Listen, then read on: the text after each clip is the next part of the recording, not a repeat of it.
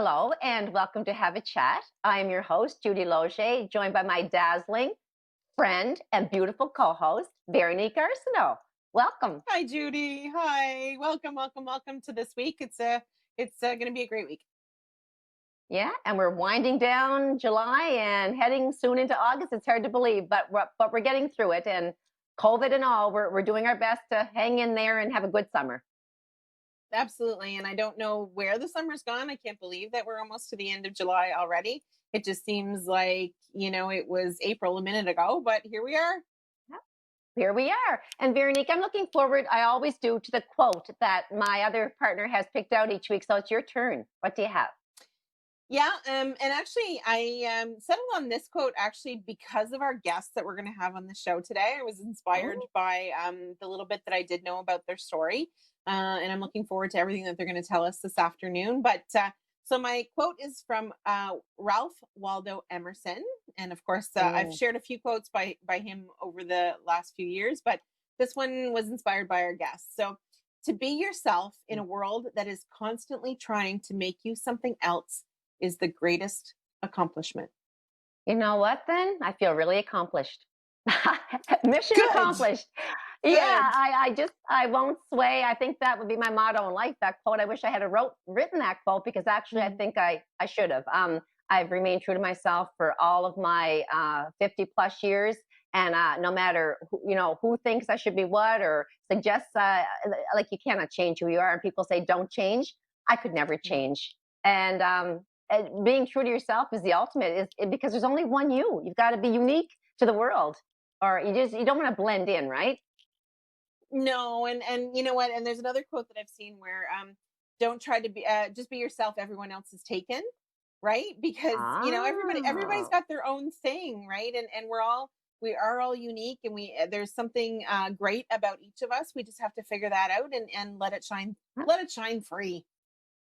yes. And another great quote was Judy Garland when she said, "Always be true to yourself. Always be a first-rate version of yourself, not a second-rate version of somebody else." Love it. To try to emulate, yeah, you can't emulate other people. It's just not going to happen. There's only one Veronique Arsenault out there, right? I tell you, that's about all the world can handle, to be honest.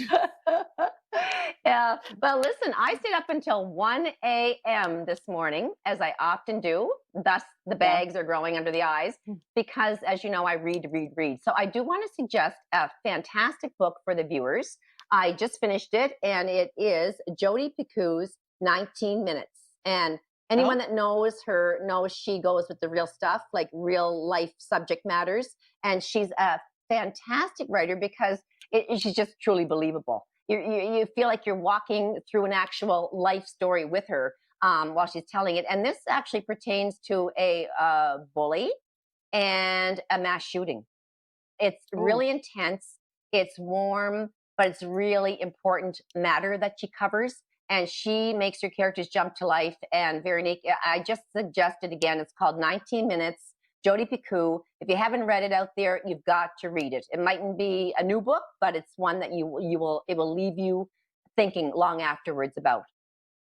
it sounds amazing. I'm definitely going to pick it up. I love to read, so it's definitely something that I want to tap into, and of course the fact that it talks about a subject that is near and dear to both our hearts, and the fact that we're looking at ways and are actively working on ways to end bullying, whether it be in our schools or whatever. So yeah, I'm looking forward to reading that one. Okay, and I can even loan that to you. But Mhm. so a while back, bullying is my passion project, and I think it stems from the work I did with troubled youth and adults, but mostly troubled adolescents, and a lot of them were bullied in school. So I still see it happening on a daily basis, not just with youth, but with adults in workplace. And so I thought, if I can try to make a difference and I will not be able to stop it, obviously, or make a huge dent, but I'm going to do it. I'm going to make it a personal mission to educate people more on the subject, and I'm going to try to bring more awareness to the subject. So I actually thought about establishing and did my own little committee, and I call it the J Connection, Judy, connecting with other people that are interested in the same thing, bringing awareness to bullying and anti-bullying. And so I did put a thing on Facebook that I was starting this and got huge feedback about people. Oh, we want to help. our kids are being bullied. We know people that are being bullied. We have to stop this. It's just happening too much.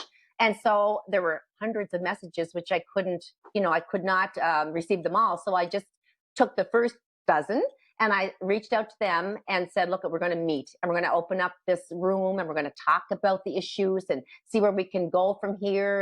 And each person's going to bring something to the table, whether it's a social worker, a teacher, a police officer. And so that's what I've done. And it's just, Veronique, it's there and it's all around. And much too often people just brush it under the rug. And that goes for the kids themselves. They want to fit in. They want to be popular. And sometimes the popularity allows them to be party to that bullying that's going on. So for example, if you and I are, and three other girls are the cool girls in school, and there's one other girl being picked on, I would be reluctant to go and stand up for her because I don't want to lose my crowd, you and the other girls. Do you know what I'm saying? And so there are too many bystanders. That's the problem. You've got to step up to the plate, and we've got to educate our kids at a very young age as to what is right and wrong out there. Yeah, absolutely. And I know that you've done so much work on that and between forming your committee and what you post on social media and actually taking concrete action. So it's amazing to see, action behind the words, Judy, and what you've done since you took that on as a passion project of your own. And it's bullying is such a problem. We talk about it in schools and and I'm sure every adult that I know and that I'm either friends with on Facebook or that I see on Facebook or social media in general, they always say we're anti-bullying, but then, you see it on social media between adults and our kids are learning from that, and I'm noticing it more and more that we're getting very comfortable. People in general are getting very comfortable in saying what they feel, which is fine in a lot of cases, but not being willing to see that there might be another point of view, and then going so far as to, and I see bullying all the time on social media, and it's done by adults, and it's astonishing to me. And we see it in politics, and we see it in the community, and we see it nonprofits, and I don't. We need to find a way to make that change and to understand that we as adults are not exempt from that. We need to lead the way. Yeah. And that leads me back again to the home, and that, you don't have children, but you certainly have been around enough children and have nieces, nephews, and myself with two children. Like, you teach them at a young age to respect other people, and that it's all about being kind to people. And if they're different from you, they're different from you. You accept them. You love them the same as if they were, in your family, and you show empathy. So there is that Roots of Empathy program that Darlene McDonald has done a tremendous work on in the community. I give her kudos for that. Maybe that's what we've got to get going, is nurturing the children from a very young age and saying, if you see somebody being mean to somebody, bullying comes in so many forms. It can come from, pinching and pushing but I think verbal is much worse personally than physical. Bruises and knocks around can go away, but when you're scarred with words like you're fat, you're ugly, you're this, you're that, those things linger with you for the rest of your life. So if you're listening, parents, don't think your children are exempt from bullying, because they might just pick it up at school, even though you've taught them right from wrong. So it's your job to sit them down and say, if you ever see kids being picked on, please do stand up for them, and not get in the middle of the fight, obviously, and get cleaned, but do something about it. Befriend that child and be strong enough to defend that person. Jump in, don't be a bystander. I think that's where it comes from. Home, education, and school, protecting their youth, because sometimes that's the only place they can go to get protected, is by the teachers and the staff. So the staff has to be totally aware, if they see it, to do something about it. Absolutely. Yeah. Yeah. So, Vero, what do you think about the COVID? I mean, the numbers now in the U.S. are just outrageous. They're just climbing. I think they've reached now 4 million cases or something in the United States. Yeah, it's absolutely astounding to see what continues to go on in the States. I think for quite some time now, they've been the epicenter of the world for the COVID outbreak. And it's become such a political football between between wearing masks has become a political thing. If you're a Democrat, you wear a mask. If you're a Republican, you don't. You know, from closing the economy to reopening the economy, everything has become so politicized. And, Yeah. you know, that is terrifying because it no longer becomes about, you know, the good of the people and the safety of the people. It simply becomes about a political agenda. Yeah. And I can't believe that we're watching this. And, you know, and listen, we've made our own mistakes up here in Canada, and we're starting to see a surge as well. Oh, But yes. you know, it isn't the same propaganda, political football that we're seeing down in the States, and in some other countries as well. It's not just in the States, but it's Mhm. terrifying because it's spreading like wildfire. Oh, yeah, and BC and Alberta, Manitoba, the numbers are just going crazy. And the Canadian Chief Medical, the Public Health Officer, Dr. Theresa Tam, is Mhm. suggesting that there is a definite possibility of a huge explosive second wave, and that's pretty scary. And I really have no idea, but I can almost see something coming this way by September. And I hate to say that, but I find people are gathering. You know, we're doing tremendously well in New Brunswick, but other people with the bubble are taking a little bit of advantage of big close gatherings, and we just do not know who's carrying what and how it can transmit back and forth from even province to province, even though we're pretty clean at this point. We have very few cases, but I just encourage people to remain vigilant. That's all. We just have to protect ourselves from the future outburst if it gets this way and any worse. Hmm. Yeah, and you're right. You know, I think I kind of had anticipated a second wave, and you know how that was going to happen. I had kind of thought it would be later in the fall, but it seems, and I think what's happened, you know, for all of us is that COVID isolation fatigue. You know, it was a long winter of being home. You know, Yeah. I didn't leave the house literally for 14 weeks almost, except for once a week Mhm. to get my curbside pickup of my groceries. So you know, I think some of that's probably set in. The weather's been great. People are out and about.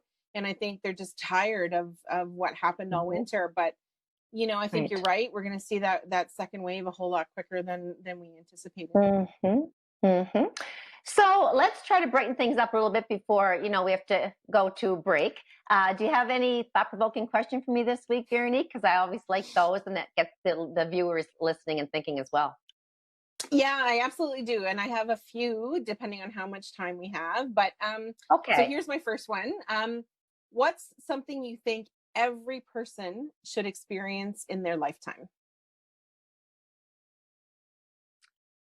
I think travel for sure. The travel is, I cannot imagine just sitting in your own home, like, I mean, going to work and coming home, and even just going in your own little area of where you live. I think even if you can just go out of your province a bit. But for me, the trips that I've taken in my lifetime are something that I would dream everyone could take. Like if I could bring everyone with me, I would, because just to go to different countries and see what lies there in the way of different races and the different types of food, the cuisine, and the beauty, the culture, and you get to explore the wealth as you do with the poor. So it really opens your eyes to it makes you feel gratitude for what you have. When you go to a poverty-stricken country, for example, the Bahamas, has the wealth on one end of it, and then little kids that are running around naked just down the street with nothing. They have nothing.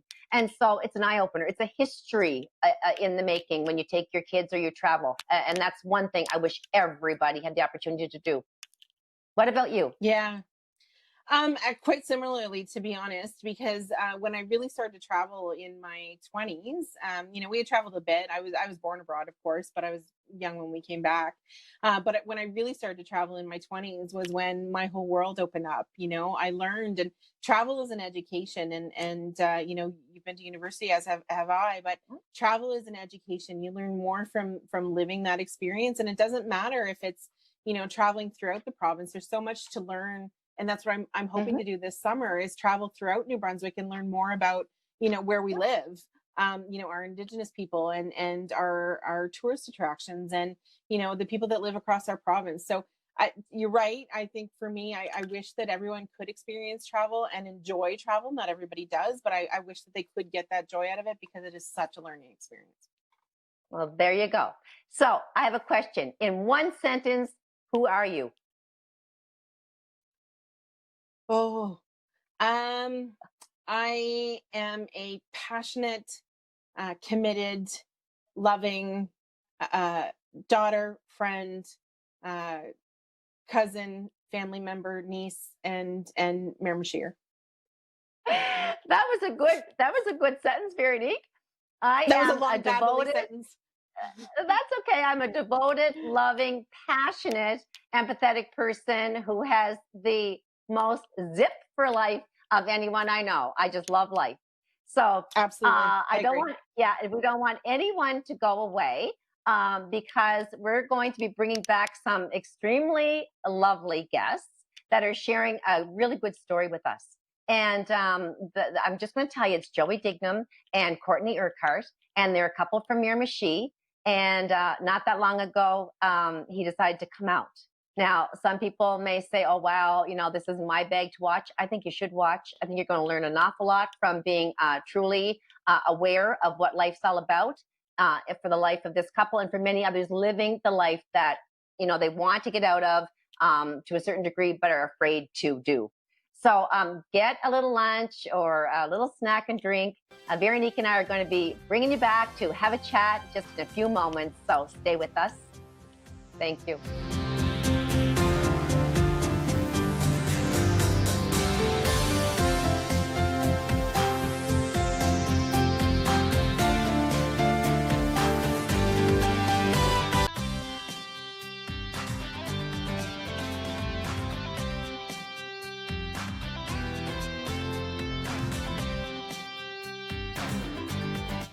Welcome back to Have a Chat. If you're just joining us, I'm your host for this afternoon, Judy Loge, joined by my beautiful co-host, Veronique Arsenault. And we are so honored to welcome two very special guests to our show today, Joey Dignam and Courtney Urquhart. They have a very intimate, eye-opening story that they're going to share with our viewers today. And it's really heartwarming. I guess we're going to call this theme Love Comes in All Forms, because Joey's going to tell us and Courtney about their marriage and how things changed in their marriage and how things are for them today as a result of Joey coming out, which people are doing more and more every day. But to begin the show, we like to hear from both of our guests a little bit about themselves. And I know them both, as does Veronique. But Joey, go ahead and tell the viewers a little bit about who Joey is. Sure. Hi, everyone. My name is Joey. I just turned 32 this week, and I was born and raised in Chatham. I went to James M. Hill, graduated from there, went to St. FX, there it is, my X-ring. Yay! I know. So I went to St. FX, and then I went to Dalhousie, and now I'm just finishing up a degree at University of Waterloo, and I'm a social worker in town at Mental Health. So in other words, you're doing fantastic. Doing pretty well, yeah. Yeah, I'm so proud of you. 2 daughters, and yeah, that's me. And life is good. Life is good. Life is good. Oh, great. Congratulations on all of that, Joey. Courtney, tell the viewers and I guess all of us about yourself in a nutshell. Yeah. I was born and raised here in Miramichi as well, on the Newcastle side. I went to Miramichi Valley and I didn't follow Joey. I decided myself to go to St. FX as well. And I have a degree there and did my education there. And then we got married and had children and moved back home to Miramichi to be close to family. And I know we can attest to the fact, Veronique and I, anyone that knows you, that you're just model parents. We see you with your children and you're just a glowing little family. So kudos to you for your parenting and the love that you share with them and all of us. Veronique is going to have the first question. I think she's going to shoot that towards you, Joe. Hi, Joey. So Hey. my question really is, as Judy kind of led in the show, she talked about that you have been married to Courtney, and then you did come out, and so when did you? Let's talk about that for a minute. When did you first know that you were gay? As you were growing up, or as you got into your adult years? Sure. So I was the typical little gay boy, I guess you could say. I loved dressing up and I loved dancing and I loved sparkles, and the higher the heels and the flashier the clothes, the more I was drawn to them. So I think I always kind of knew I was at least different. I remember the first time I realized I was different was probably around, like, honestly, 4 years old, when the boys around me weren't interested in the same things that I was interested in. Um, and then I think it was probably later, into middle school, when I started to realize, oh, I don't really want a girlfriend. I would much rather have a boyfriend. But this was, the late 90s, early 2000s, years before marriage equality in Canada. So it was a different world to try and navigate. I mean, we didn't have cell phones. We didn't really even have much in the way of communication. We had MSN, if anyone remembers that, but really um, there was no blueprint for what it looked like to be gay back then. And so, um, later in high school, I had started the coming out process when I was 14, 15. And actually, Courtney was one of the very first people that I came out to back then. And then growing up in a religious household, um, rejection, and you hear a lot of messages that, there's a different way to do life. And so, um, yeah, that's kind of the background, I guess, in a nutshell. I knew pretty young, and then in high school started coming out. Okay, so we'll just carry on maybe with the questioning for Courtney. When you entered Joey's life, you became fast friends. Maybe you could tell us where you met and how you became involved with Joey, Courtney. Yeah, sure. Well, actually, our mothers were each other's maids of honor, so we have always known each other in some capacity. We became friends in high school. We kind of met through church or at church, or re-met maybe, and grew very close and became best friends. And then started dating about a year probably later, maybe 2 years later, because that's what young people of the opposite sex do in church. So that's what kind of got us there. But Joey had opened up to you during your friendship when you were comfortable with each other that he was gay. And so Yeah, you knew yeah. that, and then you continued on as fast friends, and then fast forward, you got married in what year, and how long have you been married for? Yeah, we got married in 2010, so it will be 10 years this summer that we've been married. Wow, look at Joey This is smiling. wild. Yeah, it's been great. Really, it has. Okay, Veronique. Yeah, so Joey, we'll talk about that married piece for a second. So, if you had confided in Courtney in your younger years, and you guys had been dating for quite a while by that point, why did you decide to get married, knowing that you knew you were gay? Well, I think there's a few different factors that played into it. So the first one was just the message that was around us in the spaces that we existed in. So our families, and the religion that we were a part of really told us two things. One, that, there was a better way of living than being gay, but then also that, a boy and a girl couldn't be that close of best friends. There came a point where it had to stop being friends and had to move into dating, which then moved into marriage, which then moved into kids, which then moved into jobs, which then moved into mortgages, and here we are. That Okay. life path, right? That was kind of laid out Yeah. for you. That was the path that you should be following, right? Yeah, really. I mean, for all intents and purposes, we made it. By 30, we lived in our dream home with two kids. We're really honestly happy together. So really, Yes. we had made it, but for me, there's still something. So Well, that's what I was going to suggest. That it's kind of like in the room, or It's the fact that you were happy with a beautiful wife. Why wouldn't you be with Courtney? She's intelligent like yourself. You're thriving young adults. You've got everything going for you. But the bottom line is, when it comes to that intimate lifestyle, I'm just going to put it right out there that if I was told Go ahead. that I don't know if I could do that. Like I mean, you do it because you love that person. So how hard is it to separate that love, as you love Courtney and Courtney loves you, from the intimate side where you really would prefer to be with a man?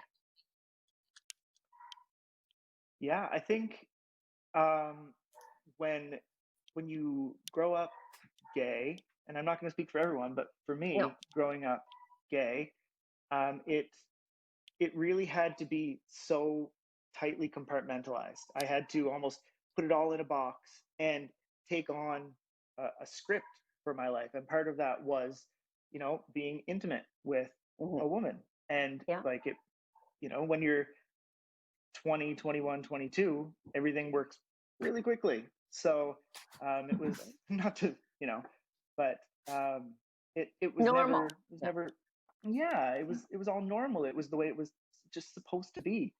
I'll probably keep Mhm. coming back to that. It just was the way it was, we thought it was supposed to be. I don't know, Court, maybe you want to jump in and Yeah. That sounds about right. Yeah, it didn't seem like anything was really missing the yeah, whole time. If you want to look at it from outside or really from inside, it didn't seem like anything was missing unless you dug really deep. For both of us, Mhm. not that's just for right. him. But only the two of you really shared this big secret that you had, right, Joey? You had not talked to anybody other than Courtney about being gay. Is that correct? Well, a few people knew that I used to be, as in church world, it would have been like part of my, what they would call a testimony. So I would say, like I used to be, but I'm not anymore. All the while, Right. really like knowing deep down I was, but still believing that if you stick to the script hard enough, that surely it will change. Mm-hmm. Yeah, Interesting. I think it's, it's funny, Joey, as you say that. I think we all have that innate ability to convince ourselves of of whatever it is in our lives, whether it's that, we've got the perfect job or the perfect house or the perfect partner. I think if you tell yourself enough, you can live it, right?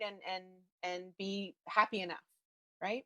That's it. And I think we structure our lives around those beliefs too, where, Mhm. if I add an extra layer, it almost insulates me from ever having to address this or deal with this. So it is getting married, it is having kids, it is building a life together, it's a mortgage, it's all of it. And so you Yeah. add layers to protect yourself.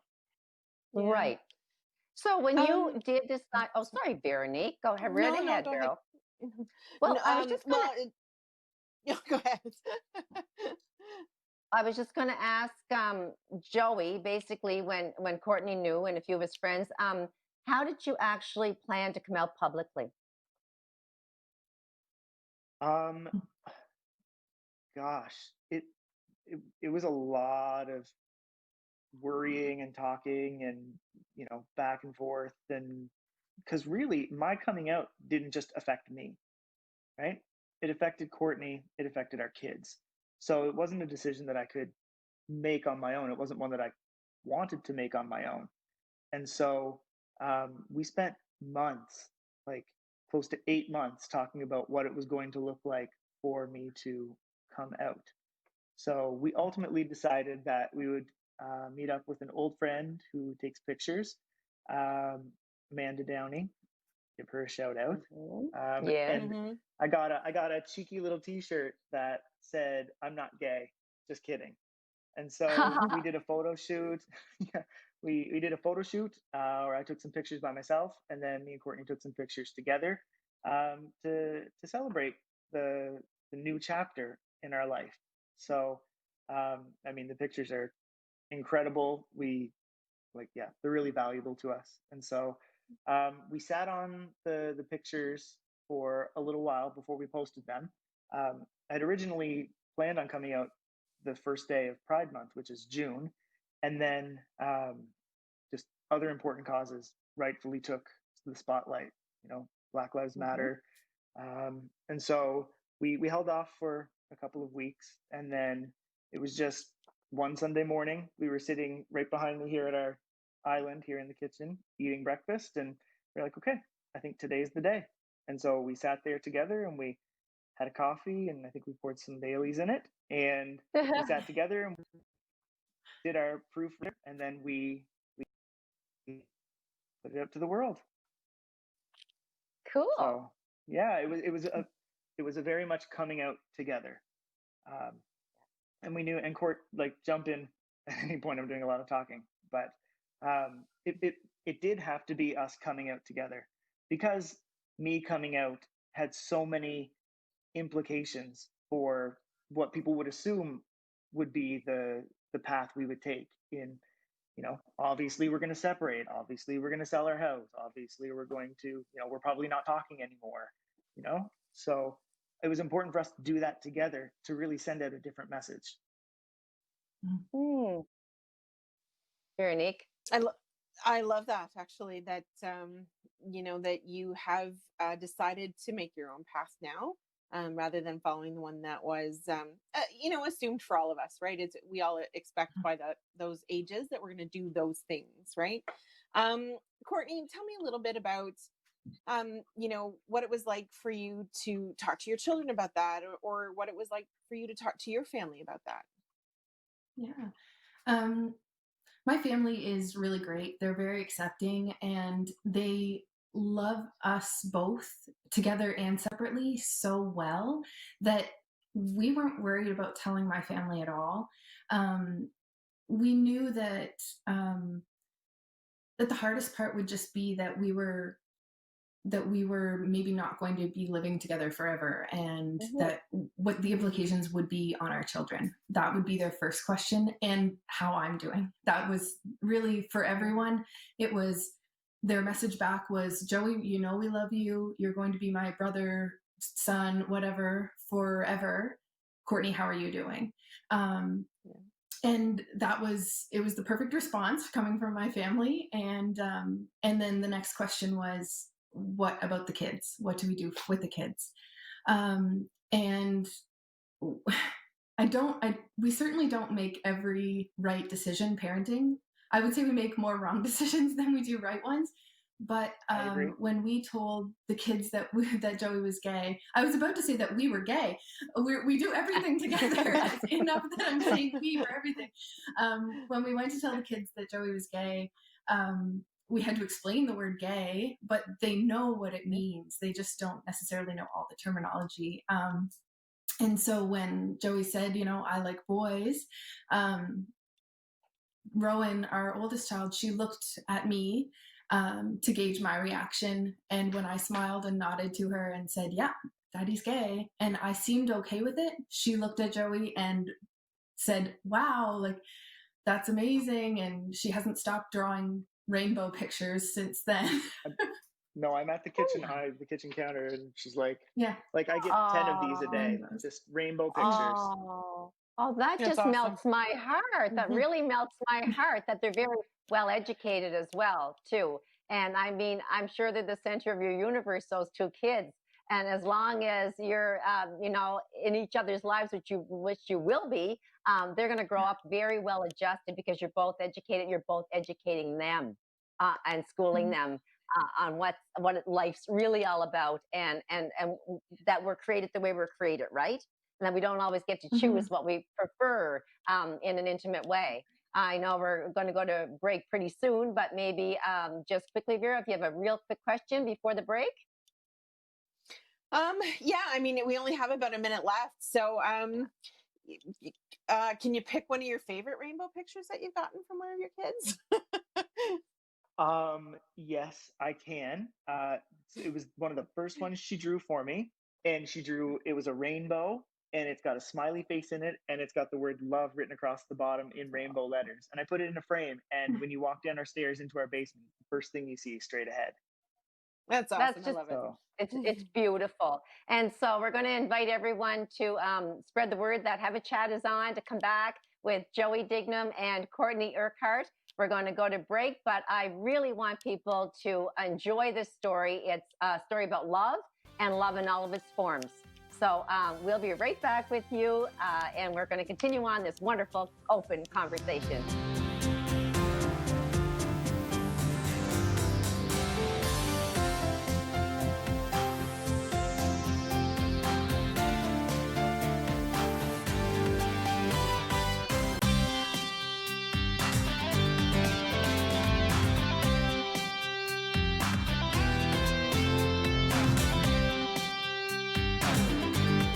Welcome back to Have a Chat. If you're just joining us, I'm your host for the show, Judy Loche, joined by my ever beautiful co-host, Veronique Arsenault.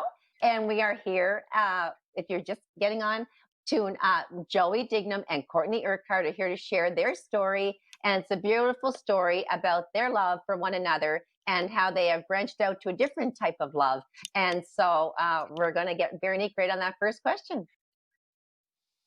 So, Joey, you had talked about, Joey and you, Courtney, as well, had talked about the fact that, it took you 8 months to build up to the fact that, you were going to come out and come out publicly. How did that feel after you had finally done it? And, how were you feeling when it was finally out there and out in the big wide world? So that's a great question. Initially, I felt really good about it. By the time we had made the decision, I had told enough people face to face that I wasn't too worried about the rest of the people that were going to find out on social media. Like the people I was the most worried about telling, honestly, were Courtney, obviously. And the night I told her, her first reaction was, "I'm so proud of you." So Wow. when you've got that support, and when you're sitting next to your biggest support, hitting post, letting the world know this thing about you, it makes you feel brave. I think since then I have days where I have to remind myself that, like, oh, people know this about you. And I do get anxious some days about it, just because when you spend your whole life training your mind to keep this secret from people, and then when everyone knows it, it is a bit of a shock. But I'll be honest, the overwhelming majority feedback has been incredibly supportive. Um, I feel vulnerable, but I think it's worth it. Yeah, it's been great. Well, I think people are often reluctant to be their true selves. And I think that's the saddest thing, is to live a lie your entire life. I mean, they say God does not make mistakes, and I certainly believe that he doesn't. I believe that he designs you and he creates you as all loving creatures of his image. And that I often say that if he decides that he put you there, Joey, to be a heterosexual man, maybe that was the plan. But then once he realizes that you're not happy in that role, I believe he loves you enough to let you explore and change, the way you're going to live the rest of your life. And we only have one life to live, and it's got to be a happy one. And Courtney, I mean, you're his best cheerleader. I just give you praise and love for all of the things you do to show Joey that he can truly be his authentic self, and to let go of him as a husband and now take on the new role of him as a best friend. Can you talk to how you are the best friends and how that will never change? Yeah. I mean, that reaction, I couldn't have orchestrated it. It was in the middle of the night. We were both exhausted. We were already having kind of a tougher conversation. And then it just kind of, I'm sure it didn't just blurt out of his mouth. I'm sure he thought about it. But on my end, it seemed like it had just kind of blurted out. And so that was my genuine reaction. But I guess as quickly as my mind could work, it said, it would be better to have Joey as a friend, as my best friend, as my partner in so many ways in my life, than to not have him at all if I reacted poorly, or if there was something else kind of blocking me from loving him. So it was a completely natural reaction. That's what I want, is to be friends with him, is to be best friends with him, and to co-parent our kids in such a way that nobody knows that there's anything different necessarily with our children, because they're getting just the same amount, if not more, love at home than they would if we were together all the time. We're just so much happier now, both of us. So that has to spill out onto our children. Yeah, and I think I said before in shows, I mean, there's no definition on the word love, right? It can be in so many forms, but I truly think that you're giving the best example of love, and that's letting each other live their true lives and supporting one another. That's, Absolutely. to me, that's love. That's right. Absolutely. Joey, you're a social worker in your career, and so Yeah. how has this changed in your life? And I guess maybe the freedom to be who you are. How has that affected how you do your work every day? Are you able to better help some of your clients as they try and navigate through their own world? Yeah, I think so. I think the the benefit, not just to my social work practice, but to basically every like interpersonal encounter that I have, is that I get to bring my whole self now, where I don't have a part of myself that I'm keeping in a box over here. I'm not trying to stay ahead of conversation in case it ever veers towards sexuality. And then, Mhm. especially in social work practice, I have an obligation to my code of ethics, to my association, to represent and support LGBT people, to advocate for them.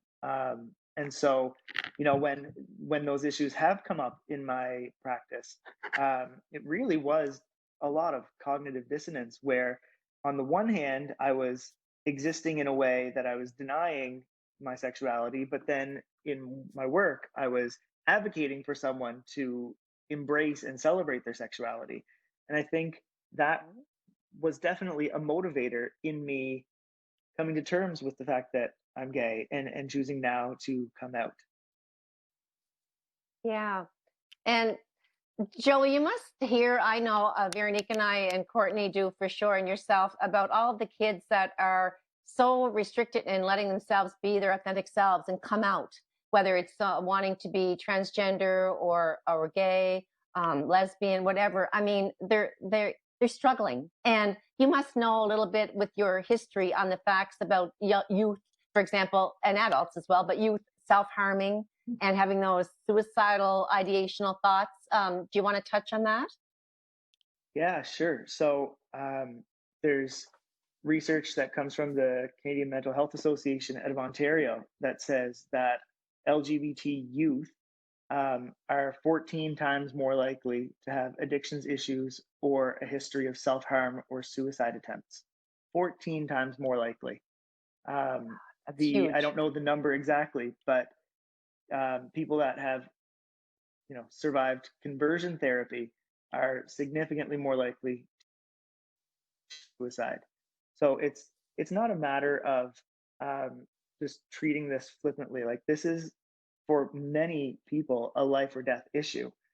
I'm thankful that the security that I've had, especially in my relationship with Courtney, and in my career as a social worker, that I've been somewhat protected from these same mental health issues. But I know it's not true for everyone in the LGBT community. Hmm. So Hmm. it is an issue that needs to be talked about, and addressed, because the mental health issues are real.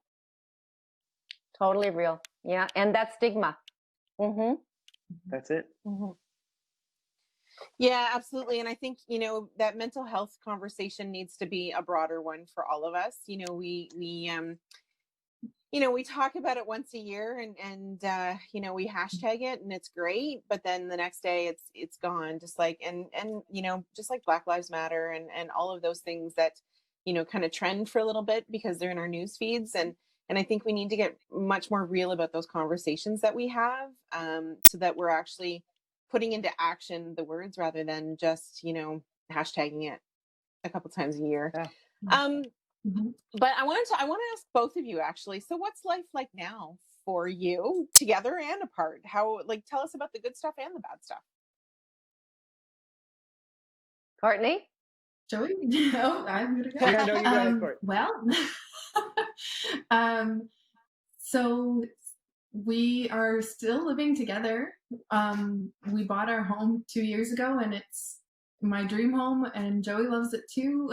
I think it's his dream home. I'm not sure. I picked it. It is. But we're not ready to separate our lives yet. We both have other partners right now. We are both enjoying life with other people who are able to satisfy us in ways that we weren't ever satisfied in our marriage. And but we still have everything else in common and everything else shared. So we're not ready to lose that yet. We don't know what the future will look like, but we don't have any plans on selling our house right now. We don't have any plans of moving out right now. We are in separate bedrooms in our own home, and we cook most of our meals together. We eat all of our meals together. We pay all of our bills together. Everything is shared. Beautiful. And I think if Joe? I can piggyback off of that, I think what's been almost a relief is that when we remove the responsibility of spouse off of our relationship, we settled into what felt like should have always been, you know, like when in the early days after I came out to her, it was actually over Christmas break. I love this story because it's so it just captured friendship so well. We'd had a conversation around, okay, you know, we've settled in with this news for a couple of months, so maybe it's time to like put ourselves out there a little bit. So we one evening got the kids to bed, and I climbed into her bed and we downloaded the dating apps, and we just sat together and laughed, and I think we had a glass of wine and some snacks, and she was asking me, do I swipe left or right? And then I was asking her, and that's what our friendship has been since then. Yeah. And I so appreciate right from the start, Courtney's been like adamant about two things, and she always brings me back around to it when I'm having a hard day. And the first one is that there's nothing to be angry about because nobody did anything wrong. And the other thing is that our family, we don't have to look at this as breaking our family up when we could look at this as our family getting to grow. So when she keeps bringing me back around to those things, I mean, it is healthier and it's easier, and we're honestly really happy. I know. I can sense it, and I can see it. I have to say this though, Joey. I would have needed like a whole bottle of wine for the dating apps because like they are hard. It's hard dating. I am a woman in my 40s, and it is very hard to date. I'll tell you, what, the gay community is not. It's not huge in Miramichi. So anyway, I had the dating app for one day, and then anyway, I found a great guy, and I'm going to hang on to him. I know, and you know what I'm going to share with you guys and the viewers, that Veronique's looking for another Jason Momoa, and that's the whole problem right there. Okay, he's taken, and that's her man, and she's going to have to think of some alternative right there. I love. I don't him know how so much time. So much. Yeah, I know you're big crush on a movie star Veronique has. Maybe I'll come looking for her. I personally, we're very with what we feel on this show because it's our own opinion. I'm personally very against conversion therapy. I think it's just ludicrous, actually, that a person's born a certain way. I have friends that are gay. I have friends that are transgender. I have friends that are straight, lesbian, whatever. They're my friends, and they're human beings with fault and beauty. And so how could you actually, like, where's this line going where people actually think they can take somebody that is preferring a man and try to convert them into wanting to be with a woman, but it's, to me, biological? Do you have any thoughts on this conversion therapy? Well, so I never went through conversion therapy per se, but I, in my time in religious settings, have been prayed over and had it rebuked out of me, and so I guess those were conversion experiences to a certain extent. But I know people who, since I've started posting about our journey publicly, who've reached out to me to say, yeah, in the last few years, my parents sent me to conversion therapy. So we, even though it is illegal in a lot of places, and every reputable professional association, from social work to psychology to psychiatry, they all say that it only does harm. It doesn't do any good. It still exists. It's still around, and I think we need to be extra observant to notice it, because it exists in ways that are more subtle now, that they can't be like conversion therapy camps or anything like that. So that's why it's that much more important to actively protect our LGBT, especially our youth, because it still exists. Yeah. Yeah, absolutely. You touched on it briefly, but just before we end the show, because I know it's coming up soon, you've chosen quite a public medium to truly share, your journey, and I want to tell you, it's been fascinating, to be honest. You and I are not friends on Facebook, although we will be after this. But I should hope so. you've, yeah, but I have been reading it because I am fascinated and enthralled with how you've been brave enough to share your journey, and tell the viewers why you decided that was the way that you wanted to go about this. So I'm finishing up my master's degree right now, and as part of a final project, I wanted to document all the experiences that shaped my relationship to my sexuality. So obviously, Courtney's been around for most of it, or she's heard most of these stories. So as I was writing them out, I was sharing them with her, and she's a magnificent writer. So she's been like proofreading and helping me edit them. And at one point, she's like, "You just need to share these publicly." Because and I don't know if you want to jump in and share kind of why you pushed me towards that, but yeah, I've been sharing all the important experiences of things that shaped my relationship to my sexuality. I think it's important that the public hears it, because we're not alone.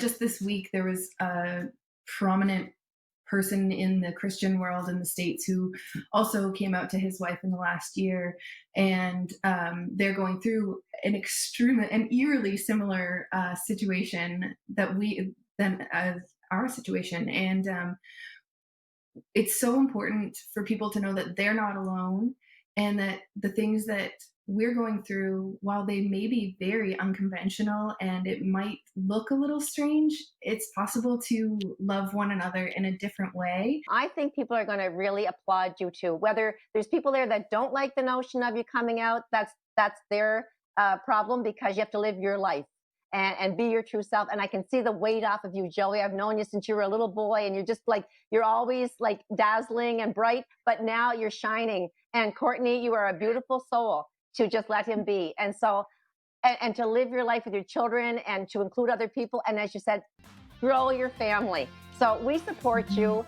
We love you both. And we want to thank you very, very much for being our guest on Have a Chat.